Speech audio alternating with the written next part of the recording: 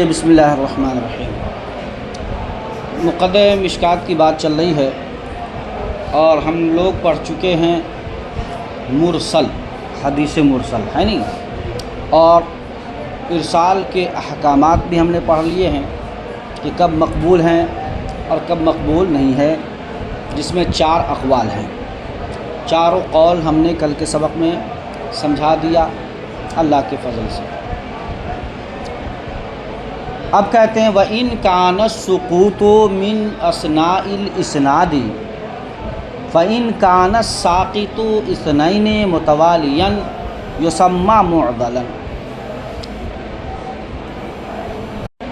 اگر سقوط سندوں کے درمیان سے ہو تو اگر ساقط ہونے والا 2 ہے لگاتار تو اس کا نام معضل رکھا جاتا ہے۔ کیا رکھا جاتا ہے؟ معضل۔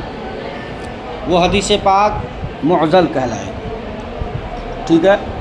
بے فتح الزاد، زاد کے فتحہ کے ساتھ، جیسے مرسل، ٹھیک ہے نا، تو جس طرح مرسل کہتے ہیں اسی طرح سے معضل ہوگا۔ وَإِن كَانَ وَاحِدًا أَوْ أَكْثَرَ مِنْ غَيْرِ مَوْضِعِ وَاحِدٍ يُسَمَّى منقطعا۔ اور اگر راوی ایک حذف ہو، ساقط ہونے والا ایک ہو یا زیادہ ہو، ایک ہو یا زیادہ ہو، اور ایک جگہ سے کے علاوہ سے ہو، ایک ہو تو کوئی مسئلہ نہیں ہے، لیکن ایک سے زیادہ ہو تو کئی جگہوں سے ہو، ایک ہی جگہ سے نہ ہو، کئی جگہ سے ہو، تو اسے اس حدیث کو کیا کہتے ہیں؟ حدیث منقطع بولتے ہیں۔ کیا کہتے ہیں؟ حدیث منقطع۔ تو معضل کی تعریف ہو گئی کہ اگر ساقط ہونے والا 2 ہو لگاتار، 2 ہو لگاتار، اور وہ سند کے بیچ سے ہو تو اسے معضل کہتے ہیں۔ اور منقطع کہتے ہیں کہ اگر ایک ہو یا ایک سے زیادہ ہو تو کئی جگہوں سے ہو، ایک کے علاوہ کئی جگہ، ایک جگہ پہ سے نہ ہو بلکہ کئی جگہ سے ہو۔ جیسے مان لیجئے ایک راوی نے کہا کہ ہم نے اپنے شیخ سے روایت کی اور اس کے شیخ کو حذف کر دیا، پھر اس کے شیخ سے روایت کی، پھر اس کے شیخ کو کیا کر دیا؟ حذف کر دیا۔ ایسے کر کے کہیں کہیں سے حذف ہو جائے، ہے نہیں، راوی، تو اسے حدیث منقطع بولتے ہیں۔ کیا کہتے ہیں؟ وَعَلَى هَذَا يَكُونُ الْمُنْقَطَعُ قِسْمًا مِّنْ غَيْرِ الْمُتَّصِلِ۔ تو کہا اس اعتبار سے یہ منقطع قسم ہو جائیں گی، قسم ہو جائے گا غیر متصل کا، ٹھیک ہے نا۔ تو یہ جو انقطاع کا عمل ہے اور وہ حدیث جو منقطع ہوگی وہ قسم بن جائے گی، کس کی؟ غیر متصل کی، ہے نہیں۔ متصل وہ جس کی سند حضور تک پہنچ جائے، متصل ہو، اور متصل اور غیر متصل جو نہ پہنچے، تو اس کی ایک قسم ہو جائے گی، کون؟ منقطع، ٹھیک ہے۔ وَقَدْ يُطْلَقُ الْمُنْقَطَعُ بِمَعْنَى غَيْرِ الْمُتَّصِلِ مُطْلَقًا، ٹھیک ہے۔ اور کبھی کبھی منقطع کا اطلاق ہوتا ہے کس معنی پر؟ غیر متصل پر، نہیں سمجھے؟ یعنی غیر منقطع کو کبھی غیر متصل کہہ دیتے ہیں اور غیر متصل کو کبھی منقطع کہہ دیتے ہیں۔ تو گویا یہاں پر وہ قسم نہیں بنا بلکہ مقسم ہو گیا۔ کیا ہو گیا؟ مقسم۔ یعنی جیسے غیر متصل کی بہت ساری قسمیں ہیں، اسی طرح غیر متصل ہی کو آپ نے کیا کہہ دیا؟ منقطع۔ تو گویا دونوں کا ایک ہی نام ہو گیا، دونوں کا ایک ہی نام ہو گیا۔ تو اب جتنے بھی اقسام غیر متصل کے ہوں گے اتنے اقسام منقطع کے ہوں گے۔ تو گویا یہاں پر مقسم بن گیا۔ کیا بن گیا؟ ہاں، یعنی جس کی تقسیم کی جائے، ٹھیک ہے، قسم نہیں بنے گی۔ اسی کو کہا کہ کبھی کبھار منقطع غیر متصل کے معنی میں بولا جاتا ہے مطلقاً۔ تو شاملاً لجمیع الاقسام، تو اب وہ غیر متصل کے تمام اقسام میں شامل ہوگا۔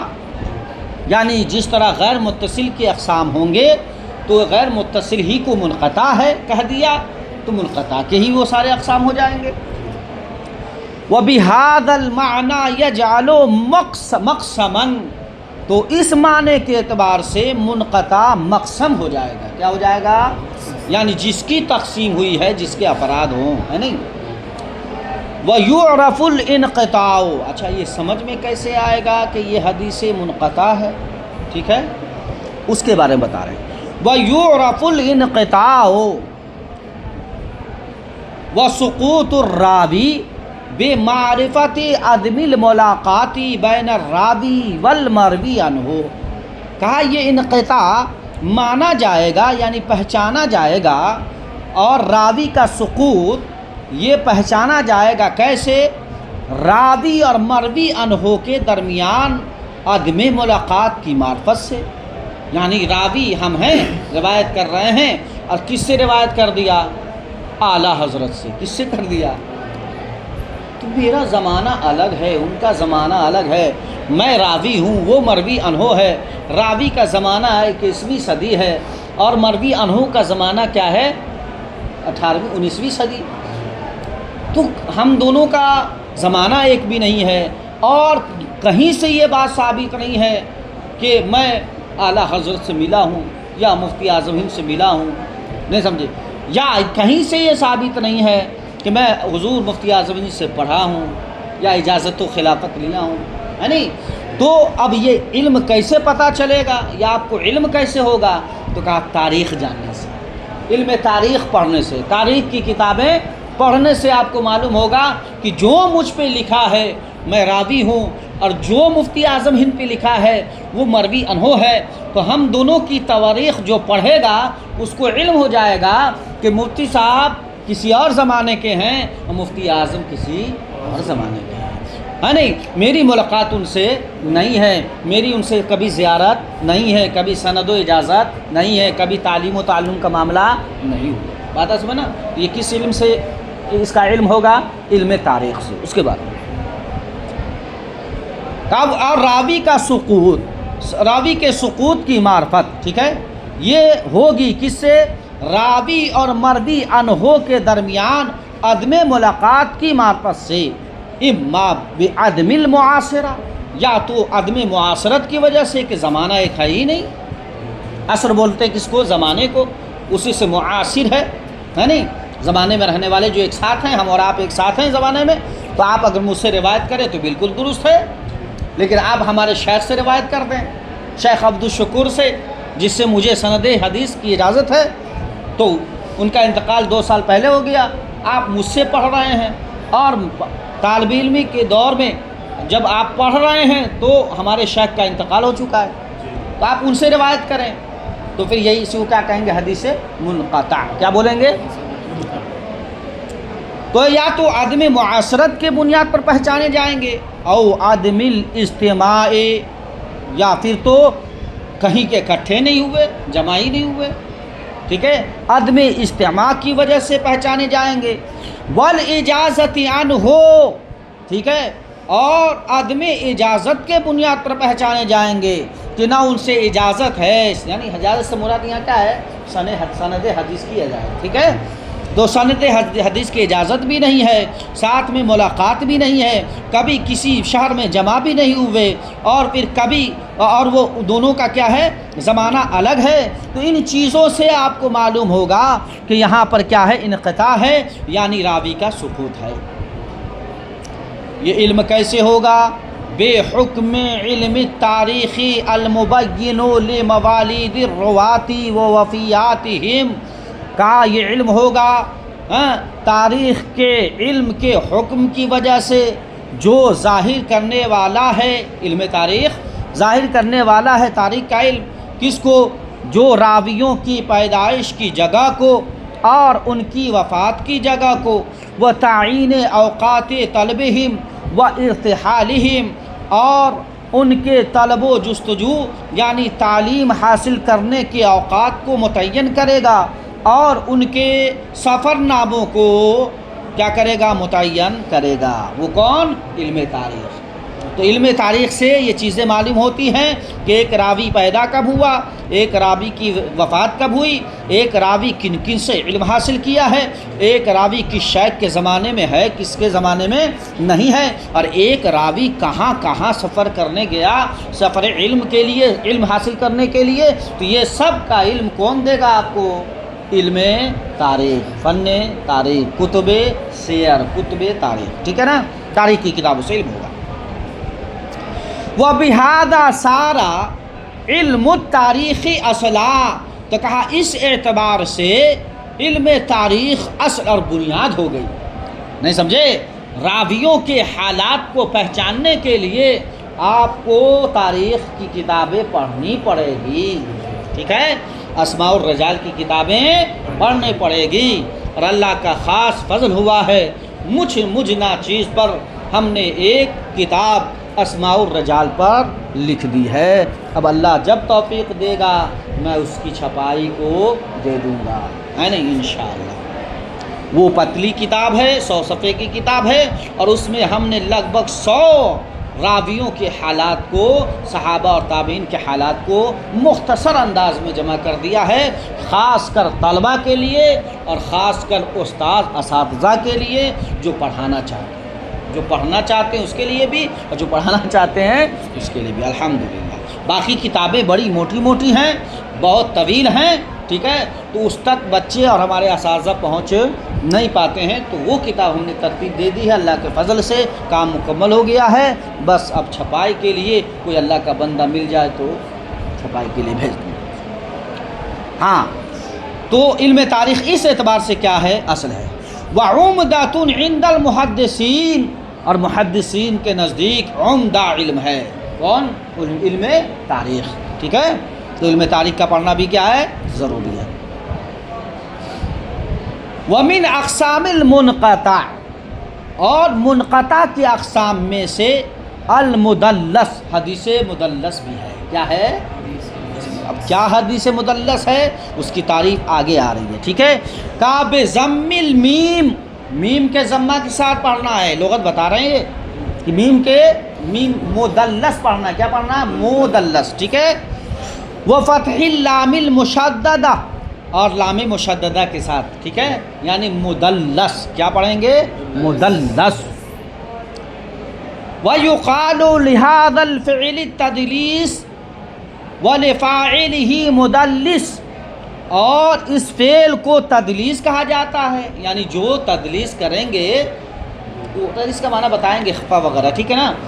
تو اس فعل کو، اس عمل کو کیا کہیں گے؟ تدلیس. کہ آپ نے تدلیس سے کام لیا ہے. آپ نے یعنی کسی چیز میں اگر پوشیدگی ہو، خفا ہو، اور کسی کے کوئی عیب کو چھپا کر، مان لیجیے جیسے ایک سامان بیچا اور اس سامان میں ایک عیب تھا لیکن وہ بیچنے والا چھپا لیا. بیچنے والا کیا کیا؟ چھپا لیا. خریدنے والا بیچارہ خرید لیا. بعد میں وہ عیب ظاہر ہوا. ٹھیک ہے نا؟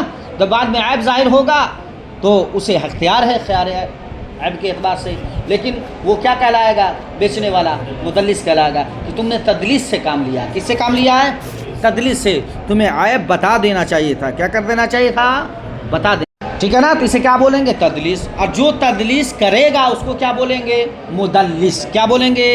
مدلس. مدلس اسم فاعل، تدلیس کرنے والا. دیکھیے وَلِفَاعِلِهِ مُدَلِّسٌ،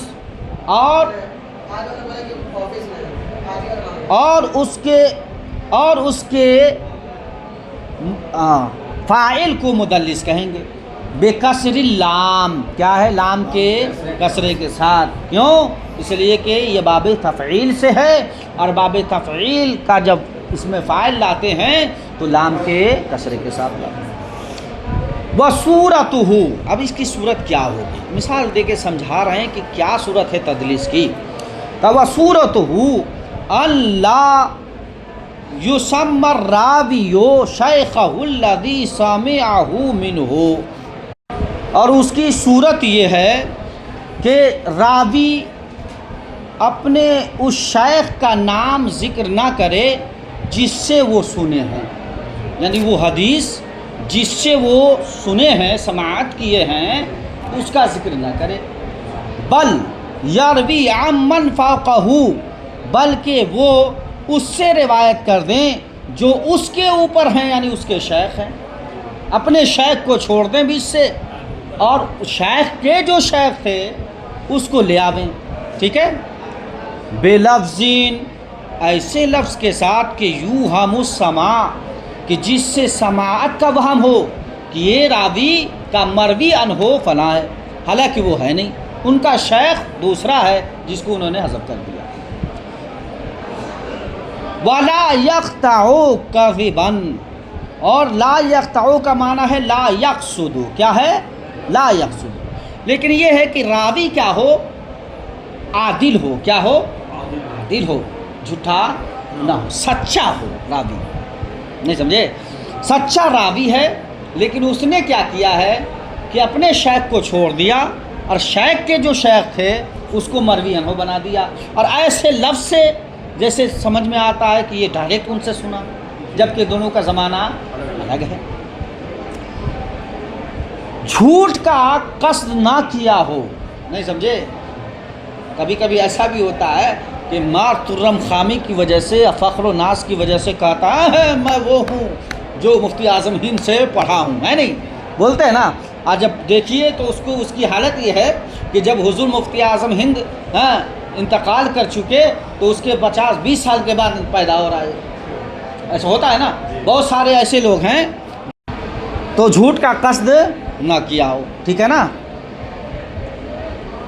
کما یقول ان فلان وقال فلان، انہوں نے ایک لفظ کہا ہے کہ ایسے لفظ سے وہ روایت کرے جس سے سماع کا وہم ہوتا ہو، جیسے کہ کوئی راوی کہہ دے کس سے؟ اپنے شیخ کو ساقط کر کے شیخ کے شیخ سے کہہ دے کیا کہ ان فلان، کہ فلاں سے روایت ہے، تو اس سے بھی وہم ہوتا ہے کہ شاید یہ راوی مروی عنہ سے سنا ہے، ٹھیک ہے۔ وقال فلان، یہ جملہ کہہ دے کہ فلاں نے فرمایا ہے، تو اس سے بھی کیا ہوتا ہے؟ سماع کا وہم ہوتا ہے۔ وَالتَّدْلِيسُ فِي اللُّغَةِ كِتْمَانُ عَيْبِ السِّلْعَةِ فِي الْبَيْعِ، تدلیس کا اب لغوی معنی بتا رہا ہے۔ کا تدلیس لغت میں بیع میں سامان کے عیب کو چھپا دینا ہے۔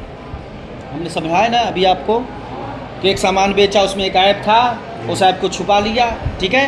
تو مبیع میں جو عیب ہے اس عیب کو چھپا دیا، ٹھیک ہے، اور اسی چھپانے کے عمل کو کیا کہتے ہیں؟ تدلیس کہتے ہیں۔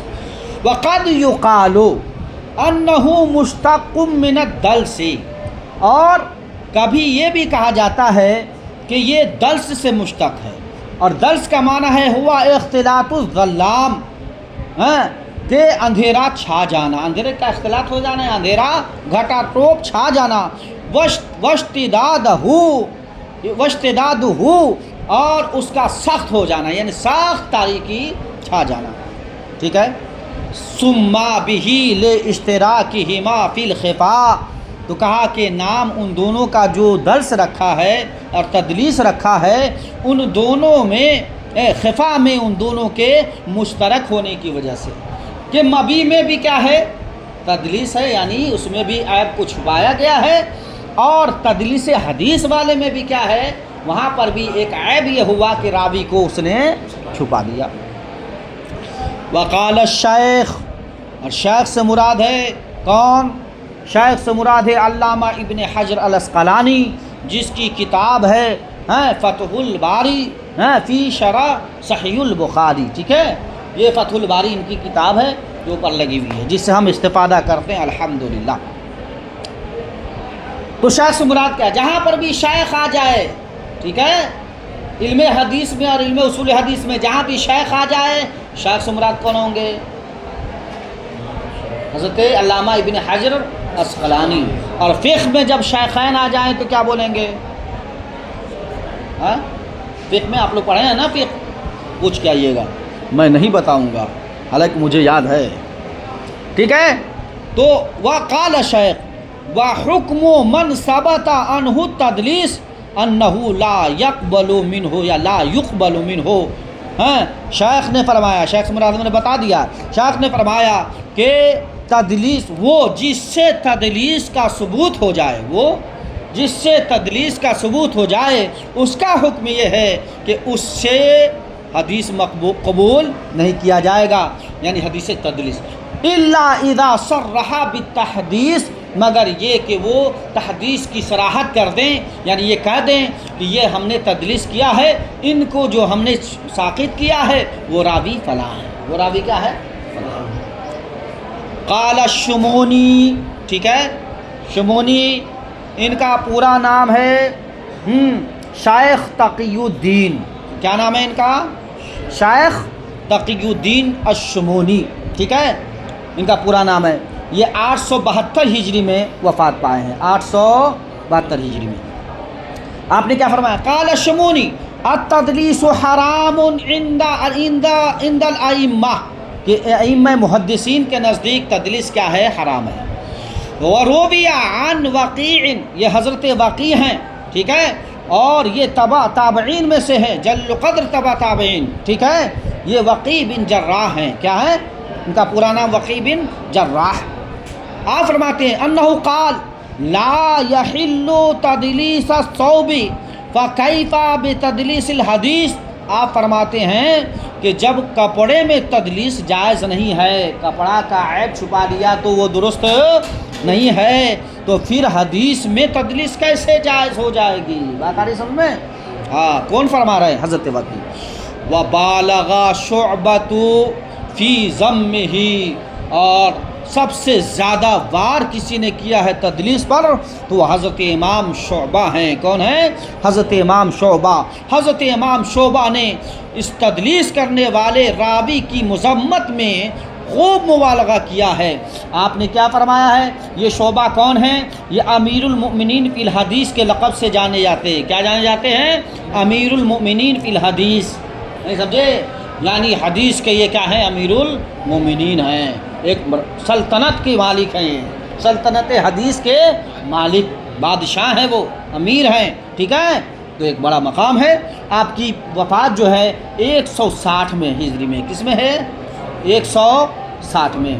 اور آپ کیا فرمائے؟ کہ التدلیس اخو الکذب، کہ تدلیس یہ جھوٹ کا بھائی ہے۔ تدلیس کیا ہے؟ جھوٹ کا بھائی۔ اور آپ فرماتے ہیں میرے نزدیک زنا کرنا، ٹھیک ہے، پسندیدہ عمل ہے، کس سے؟ تدلیس سے۔ کس سے؟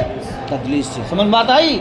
یعنی اتنے سخت ہیں، انہوں نے پہلے کہہ دیا بھائی، انہوں نے بہت مبالغہ کیا، یعنی بہت بڑا وار کیا ہے انہوں نے کہ تدلیس کرنے والوں کو۔ کہا کہ میرے نزدیک زنا یہ کیا ہے؟ پسندیدہ ہے، بنسبت کس کے؟ تدلیس کے، ٹھیک ہے نا۔